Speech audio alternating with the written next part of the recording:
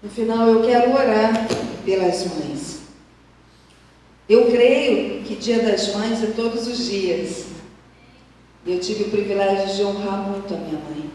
Tive o privilégio de dar alegria para ela. Tive o privilégio de vê-la sorrir de orgulho e satisfação. De me ver indo para missões, voltando de missões. Hoje ela já está na glória.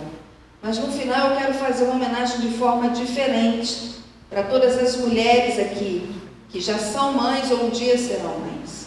Então não vou orar agora, mas no final.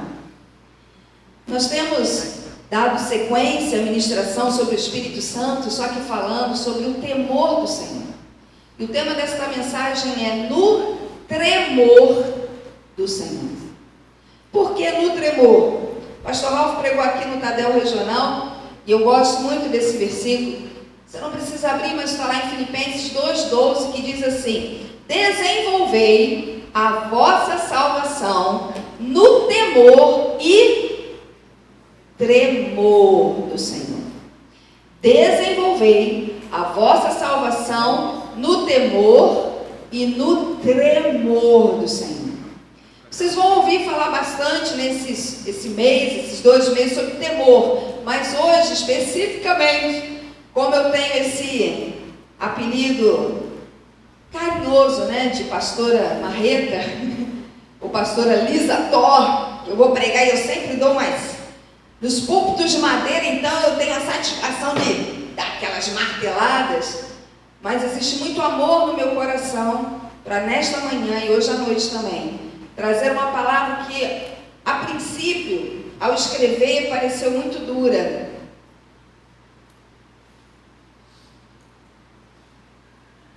Mas é uma palavra que traz lágrimas. E se marcou a minha vida, pode marcar a sua também. Eu quero falar sobre tremor, porque nós somos testemunhas de uma geração de evangélicos hoje que não tem temor do Senhor. Uma geração de evangélicos, eu não estou falando de pessoas que nunca se decidiram por Jesus. Eu estou falando de pastores, de homens, de mulheres, de pessoas que já entregaram a sua vida a Jesus, que vão aos cultos, que carregam a Bíblia, que leem até a Bíblia, mas que não desenvolveram a salvação no temor e tremor do Senhor. Uma geração que se sente no direito de ir e vir a hora que quer. Vai, peca, se arrebenta, volta, vai, volta. Não, mas como eu ouvi de uma jovem certa vez: mas pastora, Deus é amor, Deus é bom, Deus é misericórdia. Toda vez que eu pecar e voltar, Deus vai me perdoar. Não é isso que a Bíblia diz? Eu falei, é verdade. É isso que a Bíblia diz. Todas as vezes que você pecar, que você for embora e voltar, Deus vai te perdoar. Eu só não sei a forma que você vai voltar. Eu não sei as consequências que você vai adquirir dessas idas e vindas, né?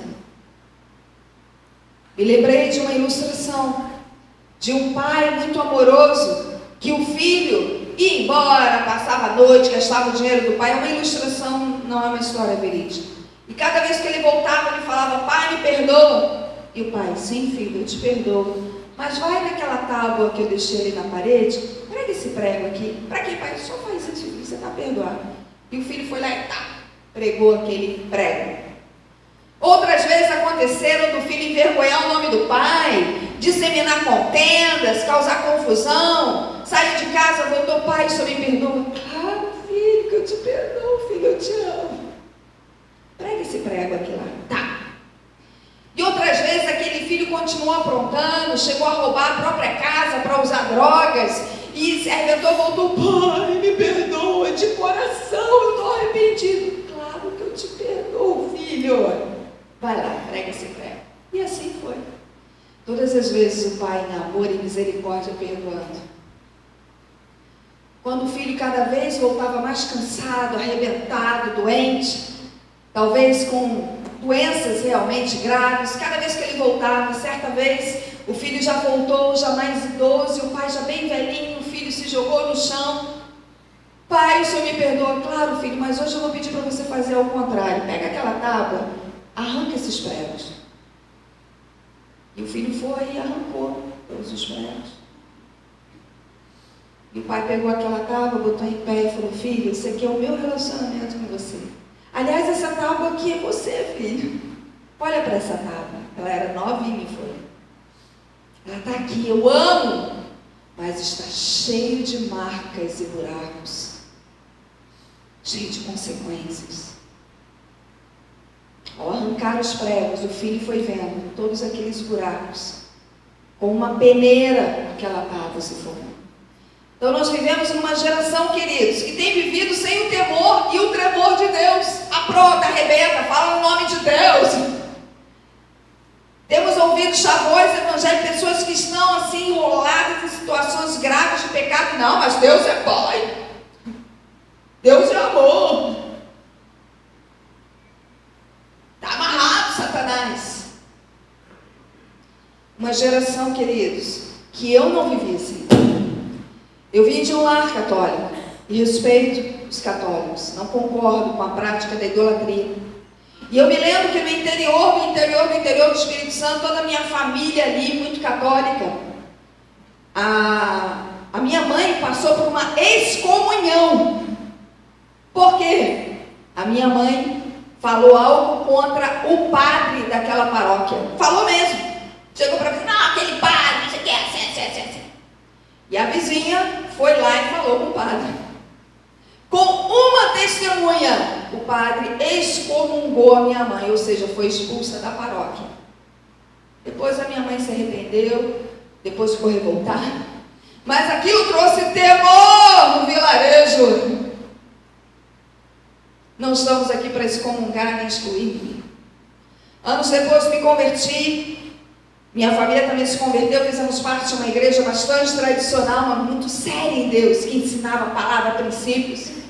E ali eu testemunhei por muitas vezes a liderança da igreja excluindo jovens que se envolveram em pecados, moças que engravidaram que não eram casadas, situações de envolvimento de adultério com testemunhas. E eu vi a exclusão também de um casal que tinha disseminado uma fofoca enorme na igreja, e eu fui presente, eu fazia parte da comitiva de avaliação. Meu coração doía. Não era só excluir, eram conversas, e a pessoa continuava no erro. Então eu venho de uma geração, e eu venho de um fundo, realmente assim, de toda uma história, que claro que com muita severidade, mas havia mais tremor. Venho, como o pastor Raul falou aqui, sim, de uma igreja que quando o pastor estava aqui, quando alguém estava na frente orando ou lendo a Bíblia, onde nós estivéssemos, nós ficávamos em silêncio. Eu era adolescente, 13, 14 anos, silêncio. E se eu me levantava, começou a orar, eu tinha que parar onde eu estava, fechar os olhos. Em reverência à palavra, em reverência a Deus, em reverência ao culto que estava sendo naquele momento. Claro, muita severidade, é verdade. Mas hoje, com tanta liberdade, me parece que os cristãos de hoje, não só jovens, os cristãos de hoje, meio que banalizam a presença do Todo-Poderoso, por a palavra de Deus fala: temível é este lugar onde Deus está presente. Temível, ou seja,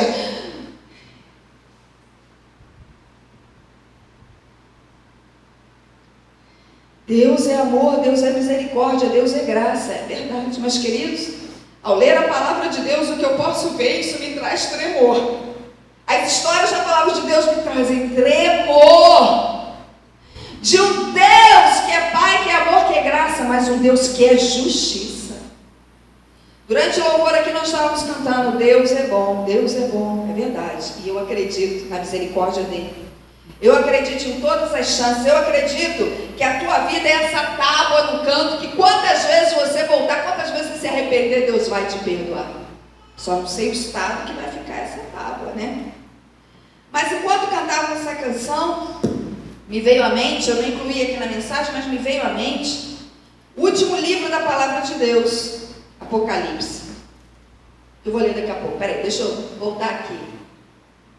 Quero falar sobre como a palavra de Deus pode trazer tremor, que desenvolver a tua vida cristã com temor e tremor. Queridos, a palavra de Deus é recheada de exemplos de que Deus é Pai, Deus é amor, mas Deus é justo. Haverá, e há uma diferença daquele que serve, ama e é fiel, e aquele que não serve, e aquele que não segue os mandamentos. Deus é tão justo que o primeiro casal, Adão e Eva, quando eles pecaram, Deus amava tanto, fez até roupas para eles e tudo mais. Deus expulsou do jardim do Éden. Mas Deus poderia deixá-los lá e dar um jeitinho, supervisionar. Não, expulsou. Deus é tão justo, queridos, que Moisés, um homem, realmente o homem mais manso da terra, o homem realmente amigo, chamado amigo de Deus, com uma atitude severa dele, ele não entrou na terra prometida. Caramba, o cara andou 40 anos no deserto, guiou aquele povo, realizou tantos milagres, mas porque ele desobedeceu, ele errou para com Deus, ele não entrou na terra prometida. Deus é justo, Deus é amor, Deus é graça, mas Deus é justo. Se nós vamos aí para a história de Sansão, um homem um juiz cheio de força, prometido desde o ventre da barriga da mãe dele, mas porque se envolveu com meretrizes, com prostituta, porque entregou um segredo no coração de Deus nos braços de uma mulher, morreu jovem. Poderia ter vivido muitos anos e ter marcado a história como o grande Hércules da época, mas tem a sua história marcada por uma derrota. Claro, matou muitos na sua morte, mas poderia ter matado muito mais durante muitos anos de vida, poderia ter vencido muito mais batalhas. Se vamos para Davi, aí sim, um homem segundo o coração de Deus. Quando ele peca, quando ele cai com Batseba e engravida essa mulher, ele passou o dia inteiro, a noite inteira chorando para salvar aquela criança, mas Deus não salvou. A criança morreu. Buracos na tábua. Perdoados sim, mas responsáveis pelas consequências também. Perdoados sim, mas responsáveis pela consequência também.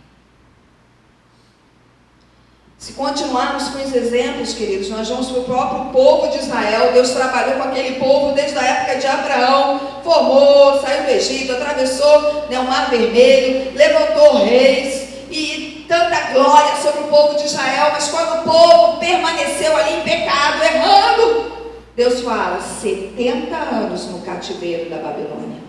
O país primeiro, a nação será dividida em duas, Judá e Israel. E depois, de pouco a pouco, foram arrastados ao cativeiro babilônico. Deus amava aquele povo, Deus fez tudo por eles, mas Deus é justiça. E ficaram 70 anos no cativeiro.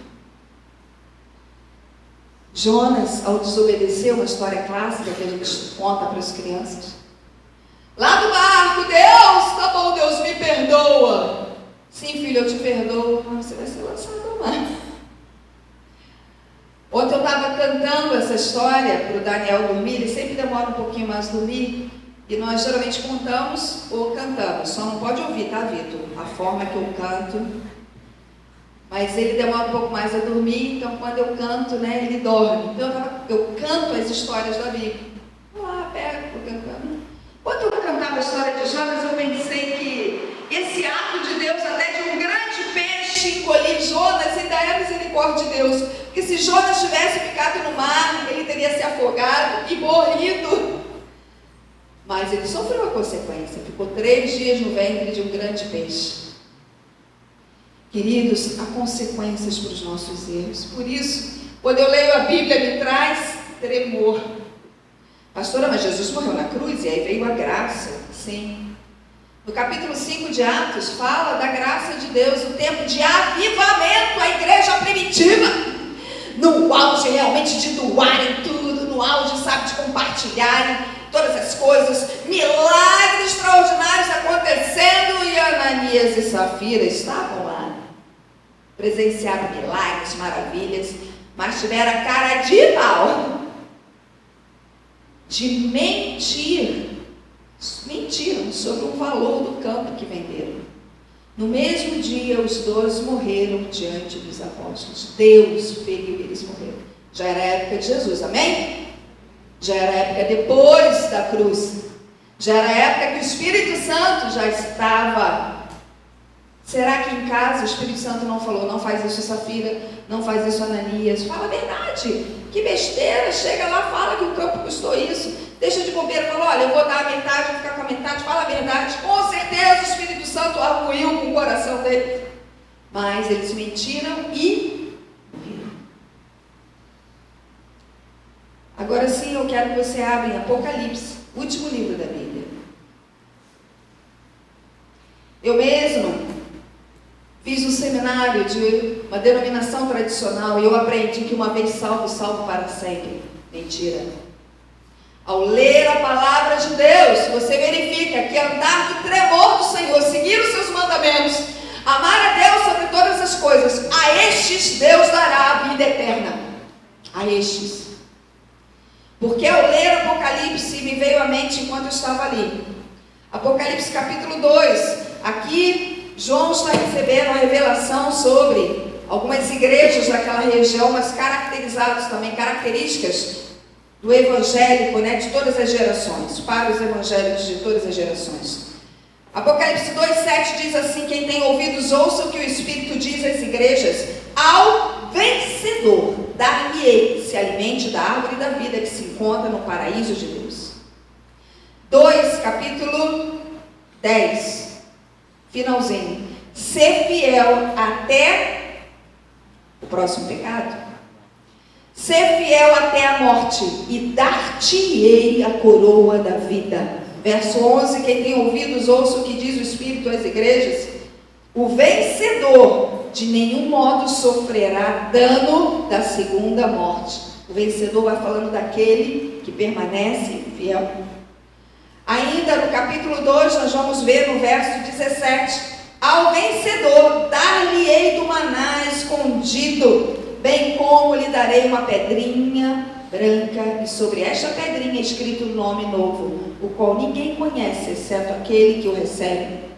2, verso 26, ao vencedor, que guardar até ao fim as minhas obras, eu lhe darei autoridade sobre as nações. Eu quero essa autoridade sobre as nações.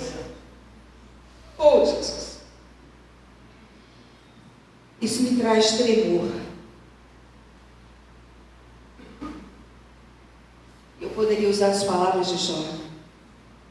Deus deu, Deus tirou, louvado seja o nome do Senhor. O Deus que dá, também tira. Deus te dá um carro, você se torna orgulhoso, você não cuida bem dele, você se endivida, você apronta com esse carro, Deus tira. Em todas as áreas da nossa vida, Gálatas, você não precisa abrir, um verso que a gente usa muito aqui para a semeadura. Gálatas 6, de 7 a 9. De Deus não se zomba, não se escarnece, não se brinca com Deus. Tudo que o homem semear, isso também será. Tudo, inclusive o pecado, inclusive a mentira, inclusive a fornicação, inclusive o adultério, inclusive relações sexuais fora do casamento, antes de casar, inclusive a mentira, inclusive não dizimar, inclusive roubar a Deus. Tudo que o homem semear, isso também ceifará. Não só coisas boas. Por isso, queridos, que o tremor do Senhor venha sobre ti. Oh, que o tremor do Senhor venha sobre ti, de que tudo que você semeia, você vai colher. É o ministério da enxada. Tudo que você plantar, você vai puxar para você. É você que vai comer desses frutos.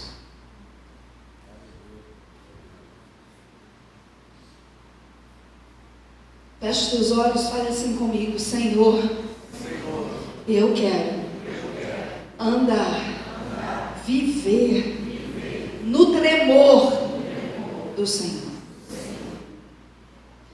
Provérbios 1,7 diz: o temor do Senhor é o princípio de toda sabedoria. Se há algum testemunho, ontem eu estava conversando, reunião de mulheres de Jardim Esperança, foi uma bênção, 70 mulheres, tão gostoso. Eu estava falando, se eu posso dizer que em alguma área eu sou bem sucedida, se eu posso dizer que há alegria assim no meu coração, algum testemunho, eu posso dizer que eu tenho um temor de Deus, que eu tenho muito tremor, porque eu já vi tanta coisa acontecer. Eu já perdi mãe, pai, irmão. Eu já fui acometida de enfermidades. Eu já vi tanta coisa acontecer. E não foi a mão do diabo. Foi a permissão de Deus. Para nos tratar, para nos trazer para perto dele. Aprenda a viver no tremor do Senhor. Em primeiro lugar, aprenda a viver no tremor do Senhor, com tudo que está aqui dentro da sua cabeça. O Salmo 139 fala que não há lugar que você possa fugir, se esconder. Não há, porque Deus sonda. Deus tem um raio-x, uma tomografia especializada. Ele vê teus pensamentos agora em casa. Ninguém sabe, nem sua esposa, nem seus pais, mas Deus, Salmo 139, Deus sonda, Deus te conhece.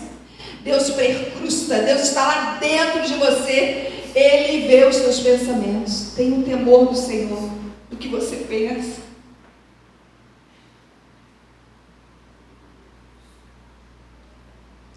Tenha tremor do Senhor.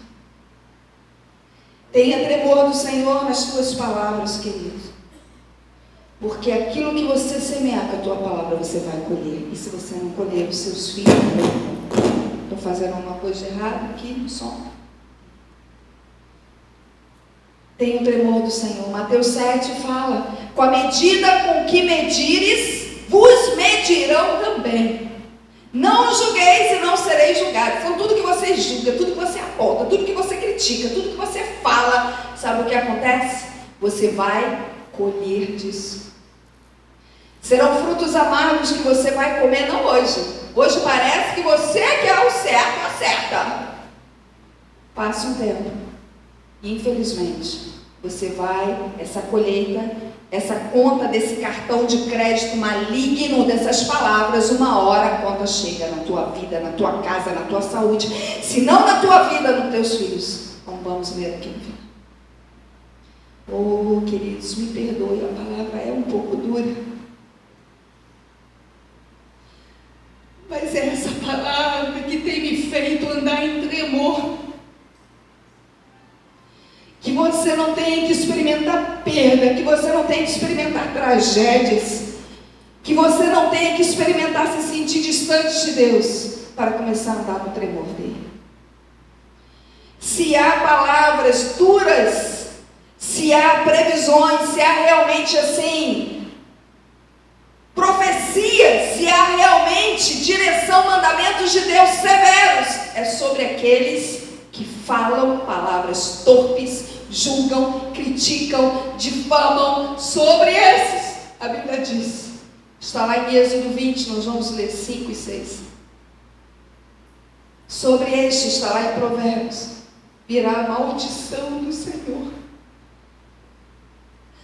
Oh Deus, que as minhas palavras atraem os teus anjos, teu propósito, que as minhas palavras sejam documentos para que os anjos agem a meu favor, que as minhas palavras não sejam usadas pelo diabo para vir à noite trazer um terror noturno. Há muitos cristãos vivendo terror noturno, não conseguem dormir, andam aflitos, angustiados por causa da tua língua, querido. Misericórdia. Por causa dos teus pensamentos. Que o tremor do Senhor venha sobre você, que você se arrependa, que haja tempo oportuno para você se arrepender. Talvez vai ser um prego só nessa tábua. Que o tremor do Senhor te faça bater na sua boca. Ao pensar em falar algo, ao difamar, ao xingar um palavrão, amaldiçoar. Nossos filhos nós ensinamos, sabem que adotamos, sou mãe há 6 meses, somos pais há 6 meses.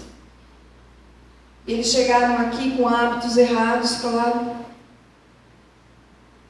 falando palavrões, falando besteiras, não coisas tão graves.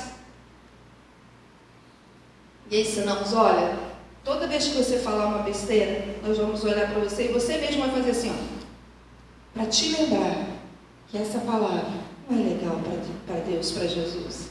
Entristece o coração dele, nosso também, eu não vou bater em você. Então o Daniel é o recorde.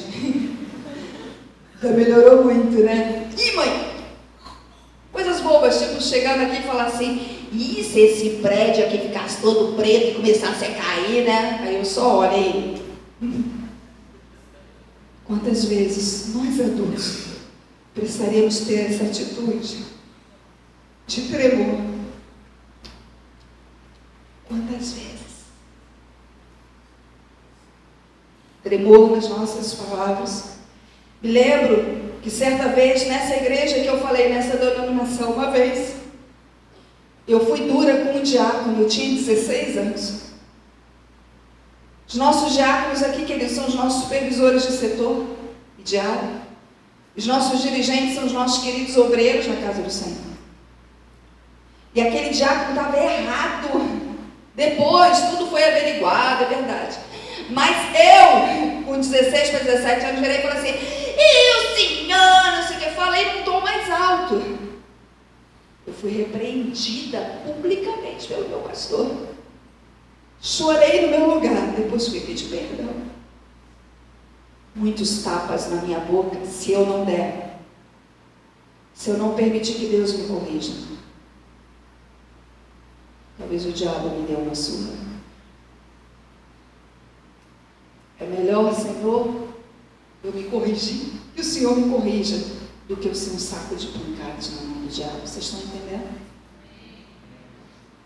Eu prefiro me corrigir, ser corrigida por Deus, ser corrigida pela minha liderança, do que ser espancada pelo diabo. Nas noites, nas madrugadas, nos anos seguintes. Vai chegar o tempo do refrigério dessa palavra, né? Em nome de Jesus. Tremor diante das minhas atitudes. Romanos 14, 12 diz que nós vamos prestar conta diante de Deus de todas as coisas que nós fizemos. Um olhar, uma atitude com ira, uma falta de atitude. Tudo isso nós vamos prestar conta diante de Deus, queridos. Nada vai ficar em branco, nada. Por isso que as minhas atitudes, meus pensamentos, minhas palavras e aquilo que eu faço, eu tenho que prestar atenção. Eu coloco logo um guarda sentinela e eu tenho realmente o Espírito Santo, mas eu também tenho um anjo que anda comigo. De vez em quando eu libero ele para me ajudar a resgatar algumas situações, vidas. Mas esse anjo de Deus que anda comigo, eu falo, por favor, me cutuca, me bate, para que eu não tome uma atitude errada. Porque eu vou prestar conta diante de Deus dessas atitudes. Todas elas passarão num telão quando eu morrer ou no final dos tempos. Tremor diante das finanças. Não precisa abrir, só quero ler para você Malaquias 3, 8 e 9, você já conhece. Roubará o homem a Deus? Todavia vocês me roubam e dizem que roubamos nos dízimos e nas ofertas. Com maldição sois amaldiçoados, porque a mim me roubais, vós, a nação toda. E ainda tem muito crente, cara de pau, de não ser dizimista, de roubar a Deus e de querer chegar e falar, me dá minha bênção, o Senhor me abençoa, me faz prosperar, me dá um emprego novo, me dá uma casa, me dá um casamento. Como a Gisele falou aqui, todos vocês, de alguma maneira, mesmo desempregados, dinheiro passa na sua mão. Nem que sejam moedas, nem que seja uma criança. Mas tem tanto crente roubando a Deus e vivendo debaixo de maldição. O tema não é esse, mas queridos, eu vivo em tremor diante de Deus. Tremor nessa área. Não só do que eu entrego, mas aquilo que fica nas minhas mãos, a forma que eu gasto, em quem eu semeio, muito tremor. Porque eu quero realmente agradar o coração de Deus. E a última parte. eu quero convidar aqui todos os pais, mães e pais. Aliás, vamos ficar todos de pé. Eu não vou precisar do Ministério de Louvor agora. Quero que todos, por favor, fiquem de pé.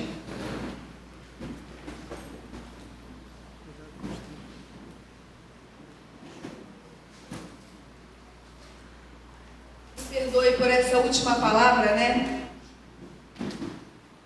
Da brincadeira, por essa saideira meio marreta. Mas, queridos, todas as bênçãos do Senhor têm nos alcançado, a mim, meu esposo, nossos filhos, por causa desse princípio de tremor. Só falar no temor não tem adiantado, não, mas no tremor. Deus te ama tanto,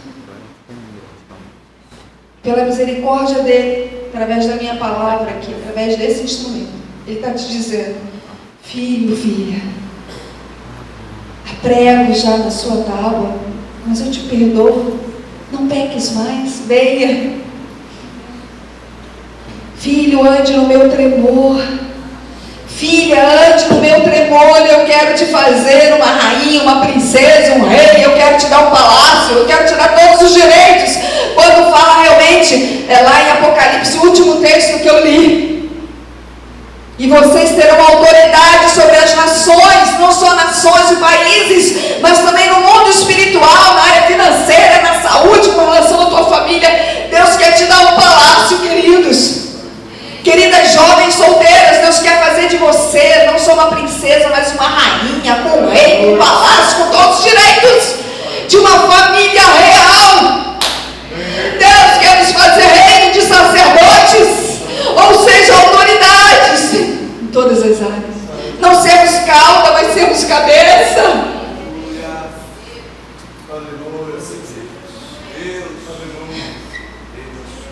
Mas ele fica impedido quando ele vê que você tem andado sem o tremor dele.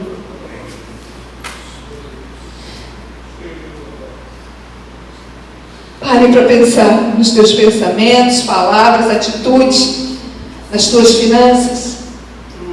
Você tem andado no tremor. Você tem andado no tremor do Senhor.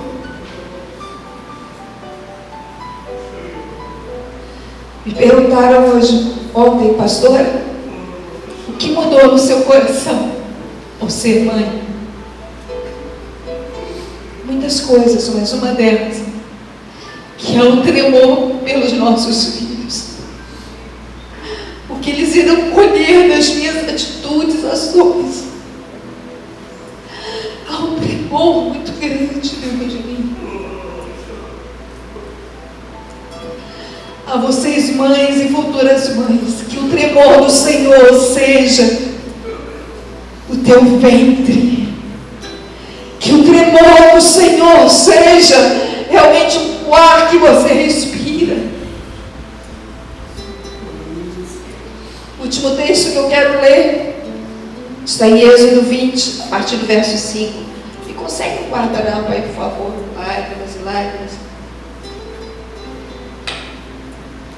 Porque eu sou o Deus zeloso, que visito a iniquidade dos pais. Obrigada.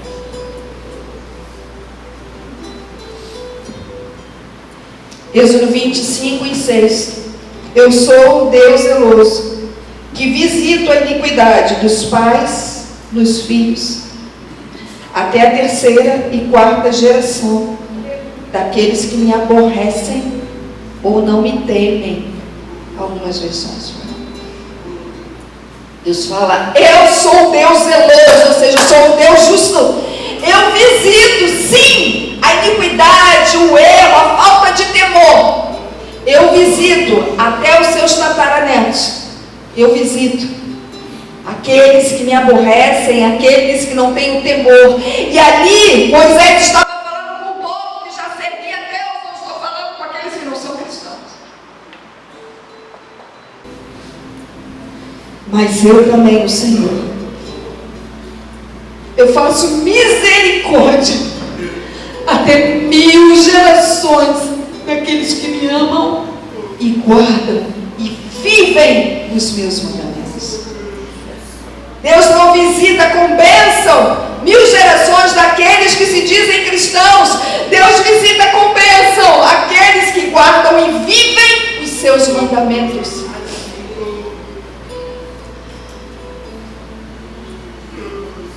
O maior dos mandamentos: amar a Deus sobre todas as coisas e amar o meu próximo como a mim mesmo.